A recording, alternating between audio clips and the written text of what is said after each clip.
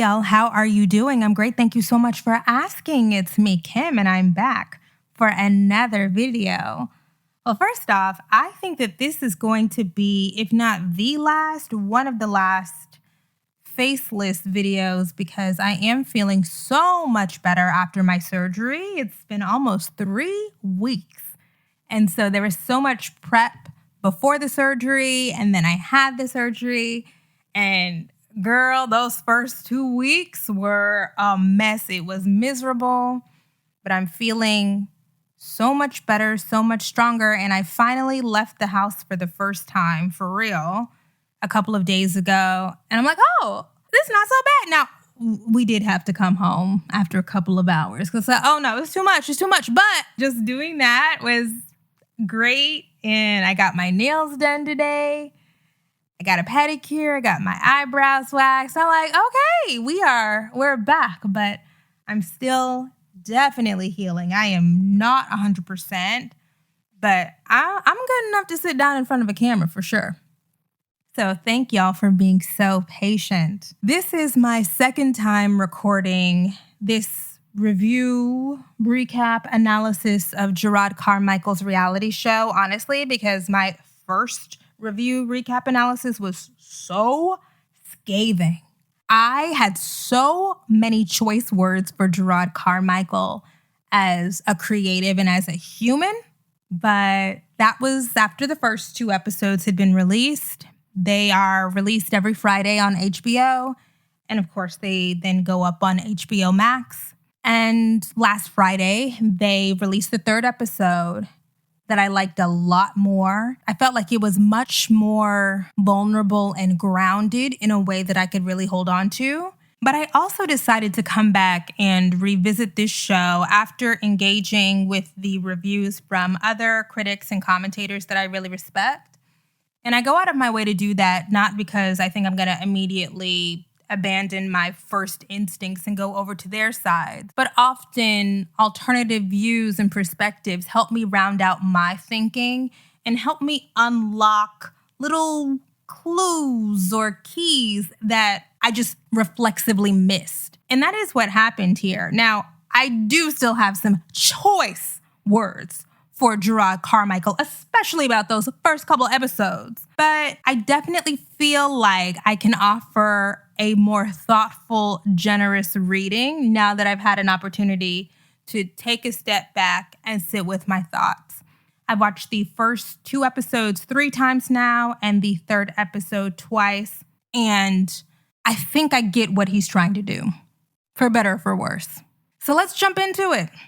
Jerrod Carmichael is a stand-up comedian, a documentarian, a former sitcom star. He's 37 years old now.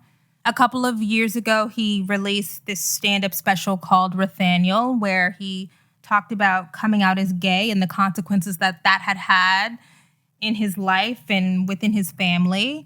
And I really liked Nathaniel a lot. I thought it was so well done. I loved the tone of it. I thought it looked good.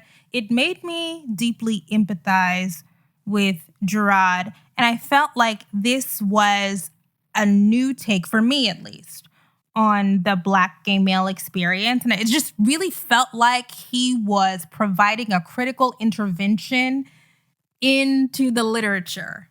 And I loved it. He ended up winning an Emmy for that, which is great. We love it. And since then, he's been on a bit of a run. I've seen him everywhere, I feel like. He was on SNL. He's been on all of these talk shows. He's been in major magazines and publications being profiled. And from what I can tell, the general public sentiment around Jerrod Carmichael is mostly positive. It seems to me like this project, he's trying to destabilize that. The first episode of the show, called Jerrod Carmichael Reality Show, is called Emmys. It opens with Jerrod sitting on a stage. I fell in love with my best friend. And then we find out that the best friend is Tyler, the Creator. Tyler, the Creator is a rapper, musician, entrepreneur, multidisciplinary artist, designer. He's 33 years old. He came originally from Odd Future. By the way, Tyler had one of my favorite NPR Tiny Desks. I used to play that like it was new, okay? I really respect him. Oh, and Igor? Great, perfect. Flower Boy? Great, perfect, love it. And the other thing about Tyler, the creator, is that he tries to be cagey about his sexuality, but from what we know, he is bisexual. What does the word openly mean, by the way? But like, people know him to be bisexual. He just doesn't talk about it.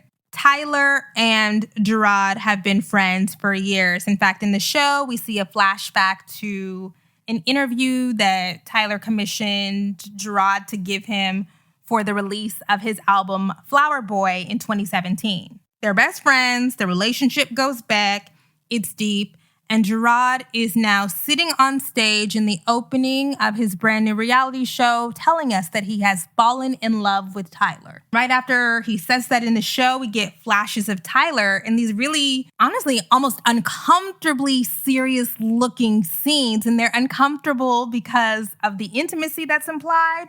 But it's also a little bit uncomfortable because we are not used to Tyler, the creator, existing in a space that even kind of resembles something serious or emotionally deep. It's just not his thing. And right after that, Jerrod tells us what this project is all about. He has a camera crew now following him around in his daily life. He tells us that cameras make me feel more confident, which I think he thinks that that's true. But I immediately think, if you feel that way, then you gotta interrogate why. A couple minutes later, we see a figure at the door who is super tall. It's Bo Burnham.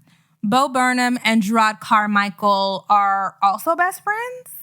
So Bo Burnham is completely against whatever Jerrod has going on here. He points out that this entire thing that Jerrod is telling us is supposed to be about revealing truth and honesty and vulnerability is actually about self-indulgence. And I think Bo really hits it on the head here, that ultimately this project is rooted in a masturbatory self-destructiveness because Jerrod does not really have no business being in front of the cameras. He actually needs to go somewhere and work on himself, but he's using cameras to, quote unquote, exercise his demons.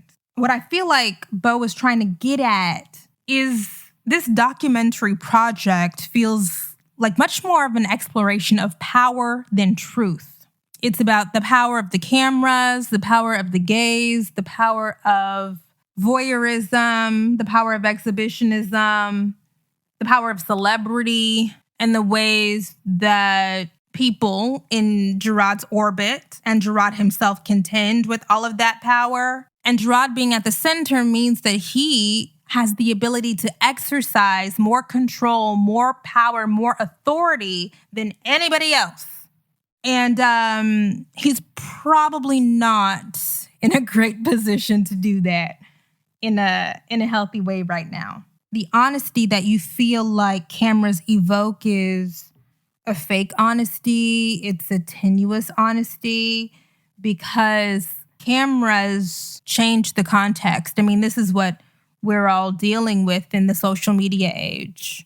They alter behavior fundamentally from the get-go. There's also something here about the varying ways cameras alter the context or modify the behavior of different kinds of people. For someone like a Jerrod Carmichael, who is a professional performer, who is used to being on stage, he has much more command than who we will meet later as his boyfriend, Mike, or much more command than his childhood friend, Jessica, or his other childhood friend, Barry. The power dynamic is so shifted, it's stilted in his favor, that it becomes really uncomfortable when we see him interact on camera with Mike or with one of his random Tinder hookups or with even one of the people that he describes as his friends. It feels exploitative. Do I think that Jerrod set out to create exploitative contexts? Kind of, actually. Kind of. Yeah. And that's where some of my negative feelings come from.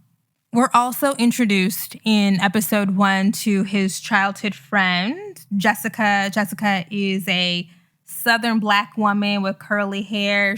I love her accent. I love her honesty. She is my favorite part of this show so far. I think she is the only person who is able to wrestle any kind of truthfulness, honesty out of Jerrod in this show. I also appreciate Jessica being here to give a contrasting portrayal of a Southern Black woman, because the big boogeyman in this show and in Nathaniel was that his parents, his family, are extremely homophobic. His mother, is not even trying to cover it up. She's not trying to use coded language around her homophobia. His mom is old school evangelical. Gays go to hell. I have to hate this sin, but I still love you. But Jessica is a different kind. It's a generational shift. It's an attitudinal shift. And I like that we don't just get one kind of Black woman here. Ultimately, what the Emmys episode is about is Jerrod wrestling with rejection, disappointment, and loneliness. He's wrestling with the rejection that he feels because he has not been embraced for who he is by his mother, wanting to be seen and loved and embraced by the people that he sees and loves and embraces. In this context, it's not going to happen. What does happen is we get a montage of grinder hookups. Man after man, I think there's 3 men who come into the camera'd up atmosphere, mic'd up atmosphere, and sit with him and talk about, wanting to hook up. He calls them twinks, so I'm going to use the language that he uses. In the montage of non-Black twinks is where we get the video of Jerrod sucking toes, and then he makes out with them, and it's very erotic, very sexual. He eventually hooks up with one of the men. His name is Jack. And there's an interesting exchange with them over breakfast the next morning after the hookup where Jack says, "This is the first time I've had sex with somebody and they tell me the camera crew is coming." This, again, is exploitative. No, it's not right. I understand that the grinder hookups, they have to sign releases. Jerrod ain't no fool. HBO ain't no fools, right? They have to sign releases. They have to agree to be on camera. They have to agree to be mic'd up. But I don't think that's fair. You're putting Jack in a situation where can he really say no? Not really. So we are only a couple of days away from the Emmys, and ideally, Jerrod would want this man he's deeply in love with, the man he described as his best friend, Tyler, to be his date. Tyler is ghosting him. Tyler said, no, I'm not even messing with that. So he is going to choose somebody. And he says to one of the non-Black men, you want to be my backup date? Which is also such an asshole thing to do. But anyways, he's still preparing for the Emmys. The stylist comes in and we see shoes along the wall, and she brings in racks of clothes. And this is interesting to me because this is a more literal representation of what it feels like Jerrod is trying to do. It feels like this series from the first 3 episodes is him trying to construct himself. And when we have the stylist coming in with the clothes and he's trying on things and looking in the mirror, he's literally trying to construct an identity. Who does he want to be at the Emmys? What is the vibe that he wants to give? I thought that was an interesting kind of alignment. After the hookup and after the stylist, Jerrod asks Tyler, the creator, for an on-camera meeting where Jerrod wants to be able to explore his feelings and get some kind of answer from Tyler. I truly do not know where Jerrod's emotional maturity is. I sometimes cannot tell. Are you really this clueless, or are you playing a part? Are you playing this up for the cameras? Because this is entertainment. Does this man in his mid to late 30s really not know that Tyler evading him, refusing to respond to his messages is a no? Because in that scene where Jerrod and Tyler sit down, it looks like it might be genuine vulnerability from Jerrod. He's really looking for a, do you like me, yes or no? Tyler is not taking this one bit serious.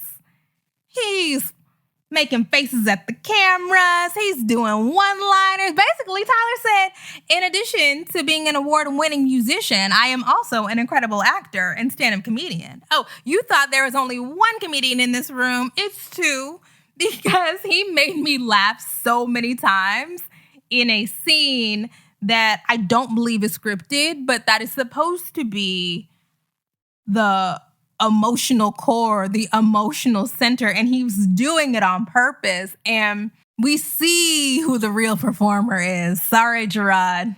Sorry.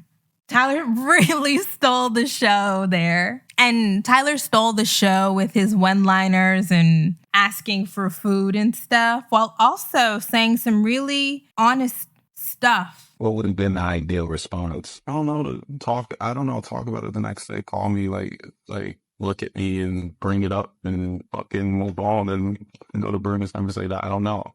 This, I think. I don't know. Like, more than,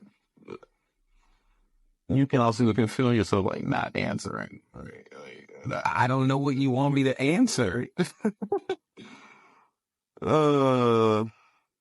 They can only giving me the. Are you wanting the same thing for me? When you tell me that, I'm like, no, not like that. Like, that's like a brother. I mean, it's like family. Like, truly like family. Like a true brother. I think Jerrod is being honest here, but this is where you can really see the character of Tyler, the creator, because in between the zany antics, he says things that feel true, that feel like something an adult would say. I wrote down, this is a very adolescent conversation, and I was trying to think through, why is it so adolescent? Now, my first reaction was, grow up. Oh my God. But then I had to think about the fact that Jerrod Carmichael was closeted until he was late 20s, early 30s. And we are going to see him in the next episode get his first boyfriend. He has not had the opportunity to work through some of those foundational emotional experiences. He hasn't had the opportunity to play out some of those pathetic, to be honest with you, conversations that you have when you have a crush on somebody and they don't like you, or where you like somebody, you're in a relationship with somebody and they don't like you, like you're more into them than they're into you, and you are trying to like rip yourself open so that they will react to it, but they're just not going to react to it. He just has not had the opportunity to experience that, and experience is the best teacher. So when my original critique was, you're too old. No, maybe he's not too old. You've had to contend with being closeted. You've had to contend with homophobia and the emotional unavailability that stems from homophobia your entire life. You're figuring your shit out. But it is awkward. He's emotionally underdeveloped because he has had some pretty shitty circumstances around his sexuality, but it is awkward. Jerrod offers something to him, and Tyler says, I'm big straight. You're not gonna finish that? Oh, I wasn't implying I was with it. I know I don't want any of that. Yeah, I'm big straight. Big straight on that. I fell the fuck out. A+++ level troll. The Emmys come, and Jerrod is accompanied by Bo Burnham. Of course, we know Jerrod wins, and his mother, who they're still estranged. They're still not really speaking. He's still avoiding her. leaves him a voicemail. This is where things get a little bit tricky for me because I think Jerrod has every right to be critical of his mother. Being homophobic in 2024, it's just so strange. But something is going on, I have to be honest with you, where the way that he was talking about his mother, he called her a bitch multiple times and making fun of her, making her the butt of the joke just did make me uncomfortable. Especially when she was really trying to reach out to him to connect. The entire premise of this show, the center of this show is Jerrod reeling from alienation, reeling from feeling marginalized, like he's on the outside looking in with regard to intimacy and true connection. And his mother reaches out and tries to connect, and he doesn't have to embrace it, but the way that he rejected it, I didn't love it. It's interesting to hear the voicemail, and his mother is trying so hard to tread so carefully. And this could be old Southern church black lady cadence, which is just so measured and every single word is placed. Or it could be, I know that our relationship right now is very fragile. So I want to express to you that I love you. I want to express to you that I am proud of you. But I also don't want to, in these 21 seconds, say the wrong thing. It was an interesting moment for sure. And that was the end of episode 1. I did not like him after that episode. I'm going to be honest with you. I felt like he was bratty. I felt like he was emotionally manipulative. I felt like the entire setup of this show was exploitative. But I kept watching because there's something about the rawness of it that I couldn't let go of. All right, let's move on to episode 2, Mike. We see Jerrod sitting in a cheap metal black folding chair, like the kind you see in the fellowship hall at a Baptist church, right? And he immediately starts talking about sucking straight men's dick. Clearly, it's intentionally meant to provoke a reaction. It's supposed to be shocking. But something I thought about in seeing that empty black metal folding chair? I thought about how, hopefully y'all have seen We Need to Talk About Cosby, W. Kamau Bell's multi-part series about Bill Cosby and his horrors. Bill Cosby, his method of stand-up was sitting, right? It was Cosby on a stage holding the microphone, and what made him America's dad was him sitting down in front of a newly integrated America, telling wholesome stories about his life, about his family, about being a father, about being an actor. It was very G-rated. He was making new inroads into the upstanding, pristine, respectable image of the black man during a really critical time. But we know while Cosby was doing that, sitting on his chair at Carnegie Hall or wherever, behind the scenes, he was allegedly raping people everywhere. An actual monster, allegedly. His conviction got overturned, so technically it's alleged. Do I believe, is it my opinion, that Bill Cosby is a serial rapist? Yes, it is my opinion that he does be raping people and has been for 70 years. Contrast that image that Bill Cosby so carefully constructed, that identity that was so intentionally politically anodyne, with kind of black male image and identity that Jerrod Carmichael is projecting out into the world from his lonely little black folding chair. There's definitely something to explore around, I don't want to say how far, but how vast and varied the images of black men have become over these last 50, 60 years. And so as turned off as I am by Jerrod's persona so far in the series, I have to acknowledge that he's doing something different, doing something new. And by the way, his stand-up that is the centerpiece of this show. Is it stand-up is it jokes? It's kind of funny, but it's really just confessionals. It's Jerrod sitting up and narrating his life in a somewhat funny way. I'll tell you, if I bought tickets to a Jerrod Carmichael show thinking it was going to be a comedy show, and that's what he did, just talking about how his mother doesn't speak to him, I would have a problem. Like, I need a refund. This is not it. Okay. So right after that, we see images of Jerrod and Jessica, again, his childhood friend, in a sex store, and they're exploring, and they're around all the dildos, and we hear the voiceover, I don't know, I like sex. We then learn that Jerrod has only been out for, when was this filmed? I guess then 5 or 6 years. And he goes deep, deep, deep in the stand-up part of this into his sexual proclivities, his desires, his kinks, his turn-ons. And I do feel like it's intentionally meant to be uncomfortable, unsettling. And here, it became clear to me that the kind of exhibitionism that Jerrod is showing us, showing the world, generally when we see that, we are supposed to associate it with freedom. Generally when people are like, oh, I love to fuck, and this is the way that I like to do it, and up, down, round, and round. You're like, oh my gosh, you're so in tune with your sexuality and your body, and you're just having the best time.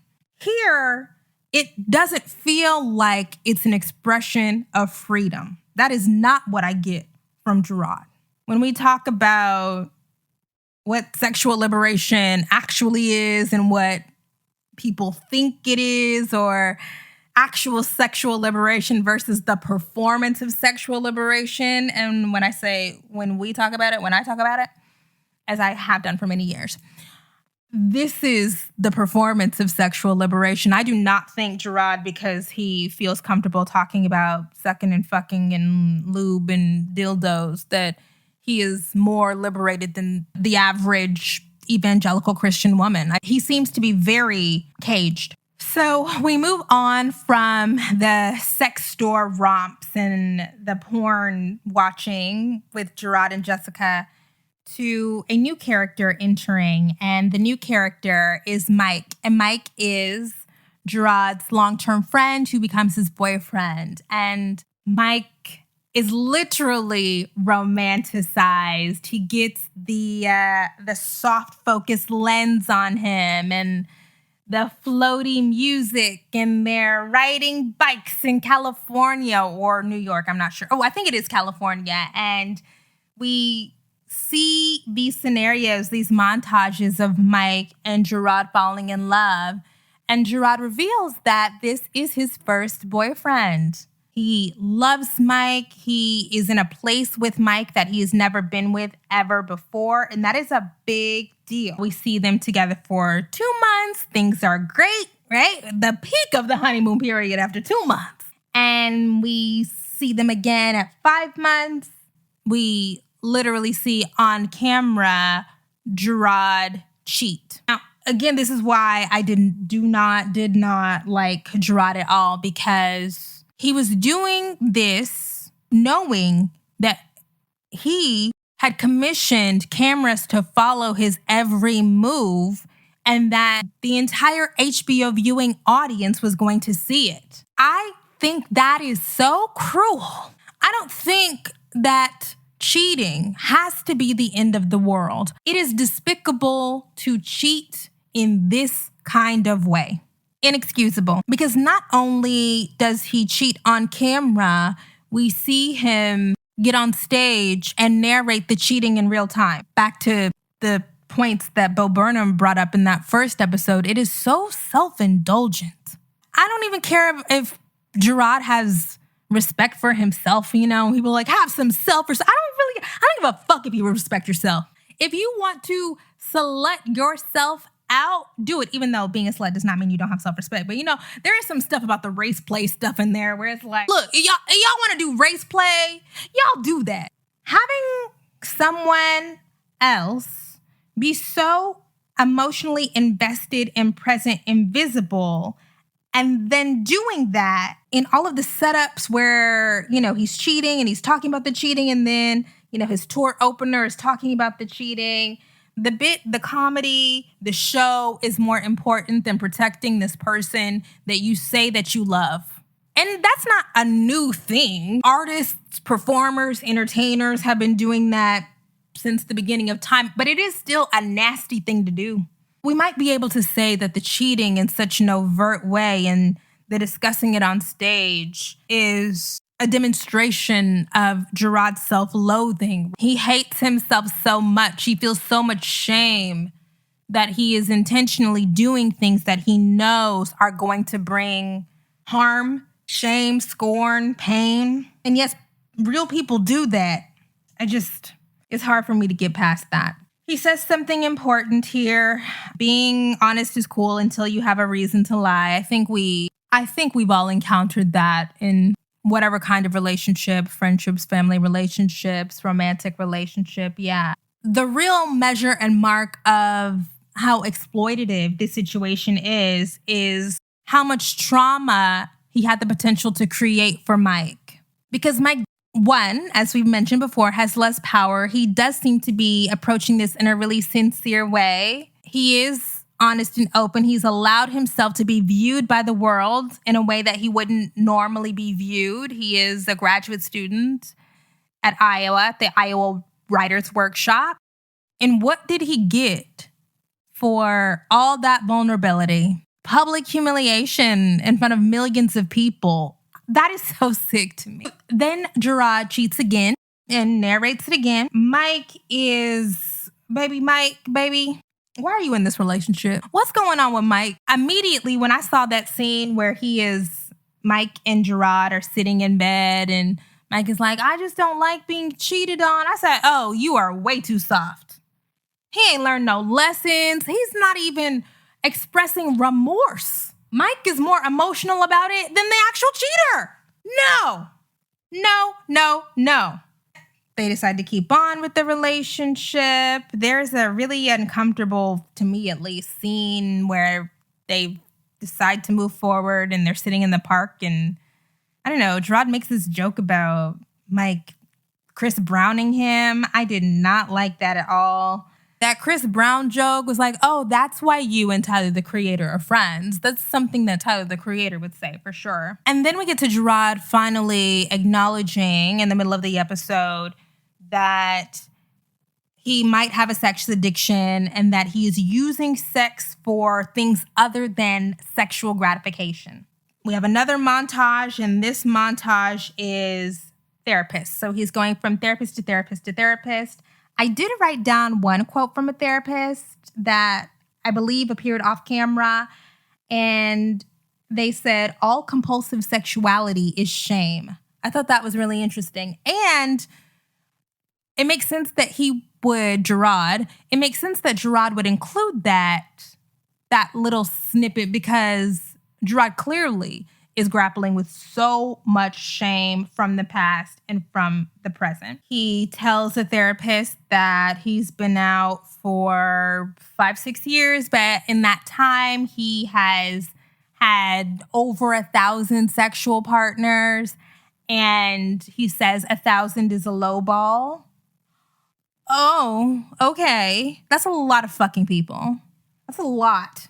I am generally, I don't want to sex shame y'all, but that's a fucking lot. Let's be honest. What's really notable to me here is Jerrod has all of the resources he needs to figure his shit out, to get help, to drill down to the source of the shame, the source of these compulsions, the source of his addiction. And we do see him going through the motions of trying to sort it out. But then he cheats again. And at that point, I'm like, so what are we doing here? Wait a minute. Any empathy that I had for him getting to the source of the pain, the shame, he says that he was sexual early as a child. He had to hide it. We get it. You're in North Carolina. You're surrounded by zealots, to be honest. You don't get to explore. But now you're grown. and you're rich, you're famous, you have resources. So what are we really doing here? And I wrote down, there's a point where radical honesty becomes manipulation. I felt in this episode that Jerrod's mode of confession was a way for him to, in the midst of his self-loathing, garner sympathy when he knows he does some fucked up shit. And like, yes, that's human. It's a human thing to do. Humans want to absolve themselves after they have acted badly, behaved poorly. It just wasn't fun to watch because we were watching in real time. I don't know, I just could always imagine Mike watching this or Mike finding this out and being humiliated. And all of Mike's family and friends seeing this and being like, what the fuck? You put him out there for content. So he's cheated again. We're 2 times now that we know of. The other thing about this is you're inviting people into your home in this very mic'd up, camera'd up space. Do these grinder hookups who you invite into your home know that they are the other man or the other them, the other person? Did they sign up for that? Because that is another vector of exploitation. You set these people up to be the Jezebel for content. All right, moving on. So Mike decides he ain't going. He's going to stand by his man. They go to therapy, and Jerrod is straight up lying. And he knows he's lying. And I'm sure the therapist knew too. Michael's feeling in this monogamous frequency right now. How are you feeling? Pretty good, like monogamy-wise, like pretty happy. And then the cameraman just leapt to get in his face. This is a joke. In my mind, I just go like, I don't even know where I'd have time to. And I knew that that they know something that I don't. Camera people knew, sound guys knew, or the sound women, we don't know the gender. It was a dead giveaway. It just was. That's the other thing. Look, I said this about me on Real Housewives of Potomac. Y'all gotta practice the lies. Now, if you know you about to lie, get in the mirror. I used to do forensics, right? Like speech and debate tournaments. And it's like, look, we used to be in the mirror practicing. Practice your facial expressions. Practice your vocal inflections. Make it believable. Don't just be out here trying to wing it. Baby, you're not that good of an actor, Jerrod. Mike has a confessional and is talking to the camera, and he said, it's heartbreaking and embarrassing that I have been so honest and open and vulnerable, and all of this time he has been lying to me again and again and again. That is what hurts. Because that is the thing about cheating. You have to lie every single day. You have to withhold all the time to be an effective cheater. Even though, I don't know, what we call Jerrod an effective cheater. Jerrod is not remorseful or apologetic to Mike enough for my liking. I'm sorry. If you get cheated on, I truly believe this. The person who cheated on you needs to be, please, baby, baby, baby, please. On their knees begging, baby, I'm begging, baby, I'm begging, begging, baby. If it's not that, if it ain't that, you gotta move on. Jerrod was not doing that. He was still clearly at the end of this episode struggling with his identity, with the lies, with this entire world that he has built up. But to Mike in particular, you cheated 3 times on camera. Hated it. I did think it was interesting that at the end of the episode, where Jerrod is clearly just struggling, it's inner turmoil, Sturm und Drang for real, that projected on his big-ass TV projector is video of Louis Farrakhan playing the violin. There's some racial stuff there for sure. And let's go back. So I'm connecting this in real time.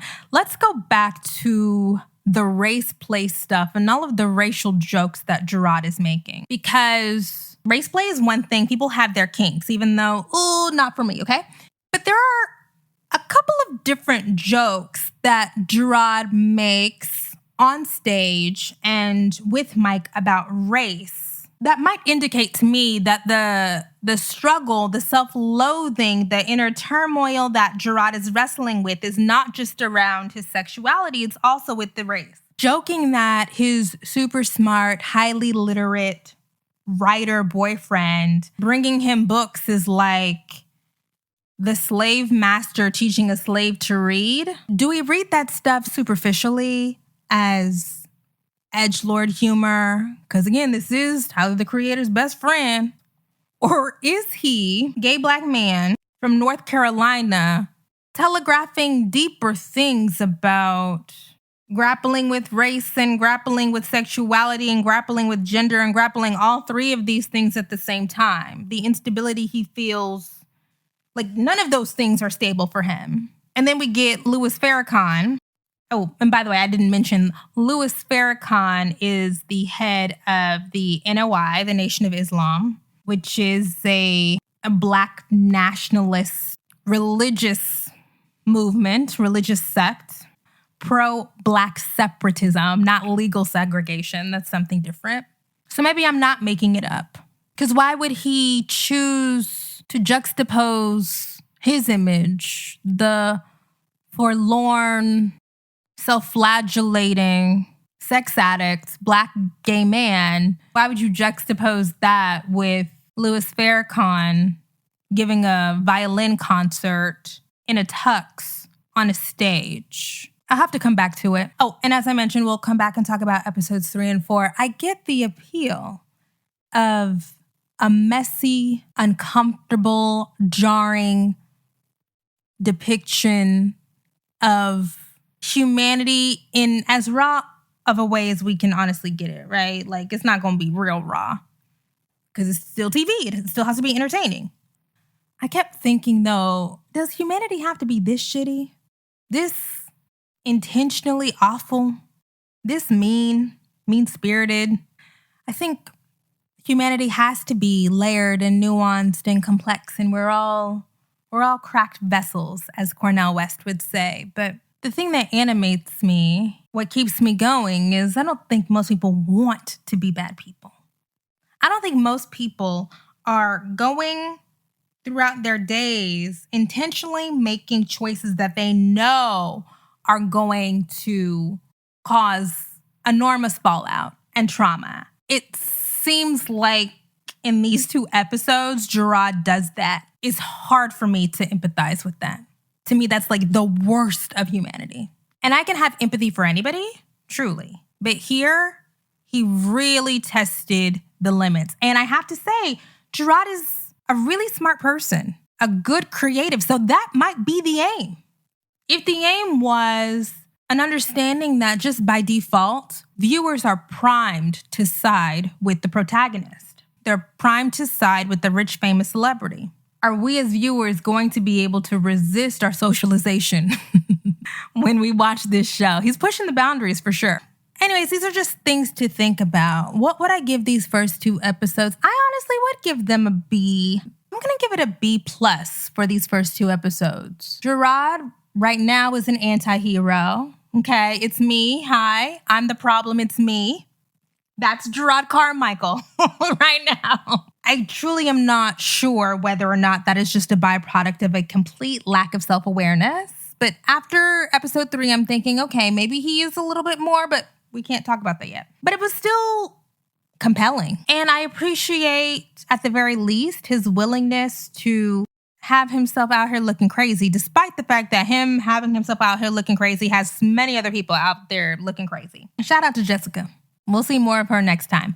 All right, that is the end of this video about Jerrod Carmichael's reality show, episodes 1 and 2. Thank you so much for watching. Thank you for listening. I am going to be back in the saddle sooner rather than later. I have talked about the first half of Beyonce's album behind the paywall because, I say things that people don't like about Beyonce, so we might as well just keep it behind the paywall. I will link that down below. Like, share, and subscribe. I will see y'all next time. Bye.